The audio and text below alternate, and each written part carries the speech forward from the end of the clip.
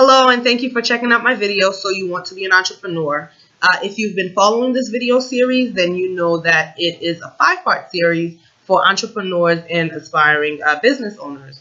If you have not been following this series, I encourage you to pause this video, open up a new tab, and check out videos 1 and 2, and the link to both of those videos will be in the description box.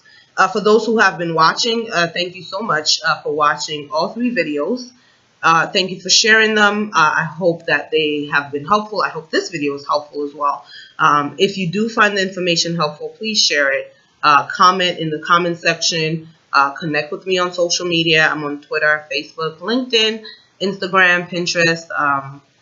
You can connect with me and ask me any questions that you might have. Then, to quickly do a recap, video 1, we talked about the value of planning.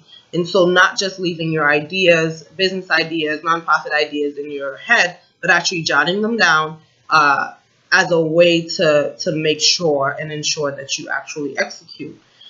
Video 2, we talked about the value in gathering resources. So for a lot of entrepreneurs, there's the limitation of funding, not being able to find funding to market or to operate or to build human capacity, having staff and interns. So we talked about some ways that you can do this at, low cost or even free. Video number 3, I'm focusing again on strategic planning. So we're talking about how to make a plan that works. I'm giving 3 tips, okay? For those who are not familiar with the strategic planning process, essentially what we're doing when we engage in that process is creating a blueprint. The span of the strategic plan varies. Many consultants recommend that you do a strategic plan for 5 years for your organization. But again, it will vary based on what your needs are and based on where you are and what your resources are at that moment. Tip number 1 for creating a strategic plan is to make sure that your goals are SMART. Okay. Now, I don't mean smart as in intelligent, even though that does help. What I do mean is SMART in terms of being specific, measurable, attainable, realistic, and timely. Now, obviously, if you're creating a strategic plan, there's an end goal. A strategic plan starts this way. Point A of the strategic plan is the mission statement. So there's a clarification and identification and an articulation of who we are, what we do, and how we do it. That's the mission statement of your organization. What we do, who we are, and how we do it. Now, the point of a strategic plan is to get you to think about point Z. Where do we want to be? What does our vision statement include? What does this entail? If you can identify what your point Z is, then the strategic plan outlines how you get from point A to point Z. Obviously, at point Z, somewhere in this process, you should identify some goals. So you want to make sure that the goals are good goals. You want to make sure that they're attainable and they're achievable, because what happens is when they're not good goals, you get to point Z and you realize that the whole thing was really a sham. Okay, that it really was not worth the effort and that you've been going about things all wrong. Tip number 2 is to make sure that your strategic plan includes an internal environment assessment as well as an external environment assessment. An environment assessment does not mean nature. It means what's going on around you. So internally, we're looking at our strengths and we're looking at our weaknesses. Okay, what's available to us? What are we doing well? What are we not doing well that we could do a little bit better? Now, this is part of the internal environment assessment, because the best people to answer questions about your strengths and your weaknesses and what's going on internal to the organization are the people who are there. So we're talking staff members, volunteers, interns, customers, clients. And then, of course, the external environment assessment includes a look at what's going on outside that's beyond our control. So regulatory affairs. Are there recent changes in laws or rules in my industry? Social trends. What's going on that makes us culturally or socially relevant, and what can we tap into? Okay. Tip number 3 is that you want to consider whether your strategic plan allows you to anticipate your customers' needs. The way that you anticipate your customers' needs is by addressing the 4 Ps. The 4 Ps are price, promotion, place, and product.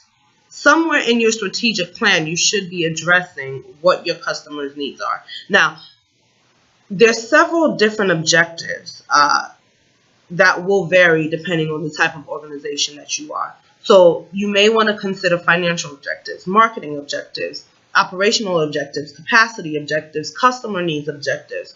But regardless of where you are, you want to make anticipation an active part of this process. What you don't want to do is you don't want to take for granted that the climate in your industry in 2016 will forever be the climate. So what your industry, if you're in the consulting industry, in the consulting field, 2021 will probably look a lot different than the climate now. And so you want to anticipate, based again on the external environment assessment, what will it look like in 5 years? What will the climate look like? And how can we adjust? What can we put in place? What safeguards can we put in place? What metrics can we put in place so that we can be prepared as much as possible and as best as possible for any changes in the industry? The strategic plan, again, is the blueprint. A lot of clients and a lot of people have a difficult time making the strategic plan a working document. So what happens a lot of times is that people spend hours, sometimes even days, creating this awesome document, and then they just shelf it and nobody touches it again. But if you're going to spend days and hours creating a strategic plan that's the blueprint for your organization, you want to make sure that everybody has access to it, and you want to make sure that you have metrics in place to gauge whether or not you are meeting the goals that you have set for yourself. So if it's a 5-year strategic plan, at what point are you doing evaluations? Is it annually? Is it quarterly? Is it every other year? You want to make sure that you engage in a conversation where that's laid out and that's part of the strategic plan. Strategic plan can be an extensive document. I have a template that I send, and I will be willing to share with anybody that needs it.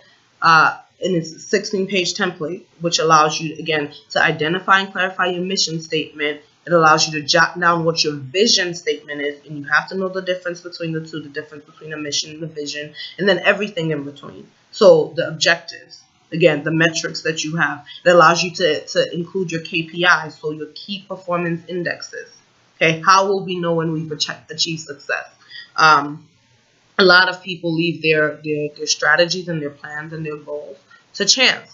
So for an organization that says we want to make $250,000 at the end of the year, well, you can't wait until the end of the year to figure out whether or not you're on track. So is there an assessment where, halfway through the year, by June, we're measuring whether or not we've made $125,000 in revenue?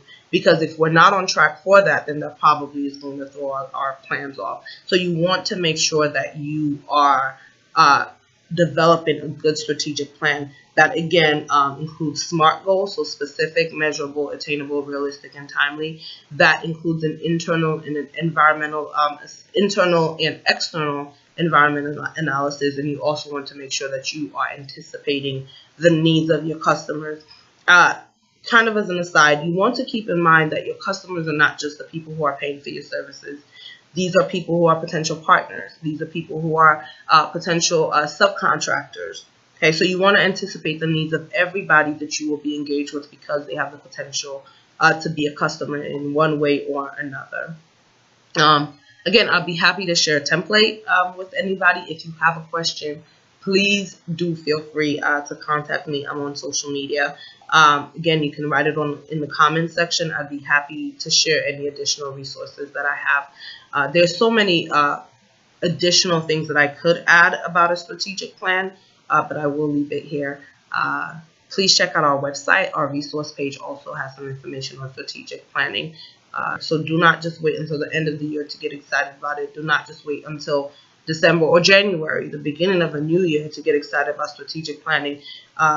The way for you to figure out and to have some say-so in how 2017 is going to go for you and your business is to create that plan now. And it's always, the motto, better late than never. Okay. Again, if you have any questions, please feel free to contact me, and I'll be more than happy to talk and share some more. All right. Thank you again for checking it out.